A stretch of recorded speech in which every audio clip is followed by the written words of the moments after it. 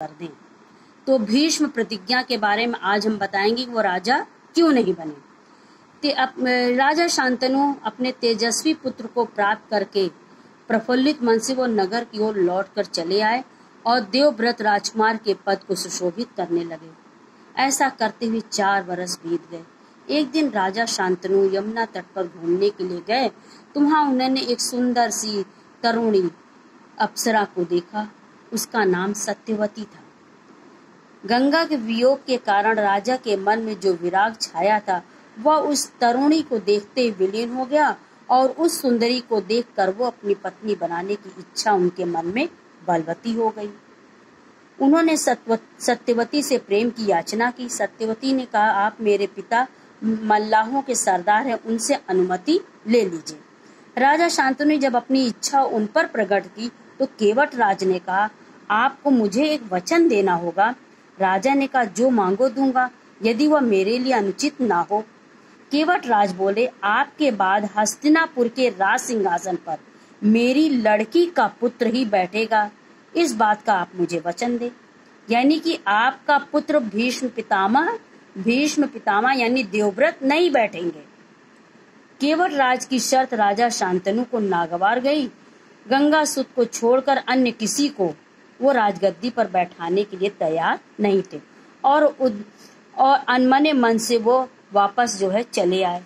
देवव्रत ने देखा कि उनके पिता के मन में कोई न कोई व्यथा समाई हुई है। वह यह जानने के लिए बहुत ही परेशान हुए। यद्यपि शांतनु ने उनसे गोल मोल बातें बताई। फिर देवव्रत ने राजा के सारथी से पूछताछ की। तब उनको यह जानकारी प्राप्त हुई कि और वह सीधा केवट राज के पास गए। उनसे कहा कि वह अपनी पुत्री सत्यवती का विवाह महाराजा शांतनु से कर दे। केवट राज ने फिर वही शर्त दोहराई जो उन्होंने शांतनु के सामने रखा था। देवव्रत ने कहा, यदि तुम्हारी आपत्ति यही है कि तो मैं वचन देता हूँ कि मैं राज्य का लोभ नहीं करूंगा और सत्यवती का पुत्र ही मेरे पिता के बाद राजा बनेगा। केवट राज इससे संतुष्ट न हुआ। उन्होंने कहा, वो दूर तक का सोचा। उसने बोला, आर्य पुत्र, इस बात का मुझे पूरा भरोसा है कि आप वचन पर अटल रहेंगे, किंतु आपकी संतान भी ऐसी आशा नहीं रख सकता। आप जैसे वीर का पुत्र भी तो वीर होगा, और उसने अगर मैंने नाती से राज छीनने का प्रयास किया तब मैं क्या करूंगा।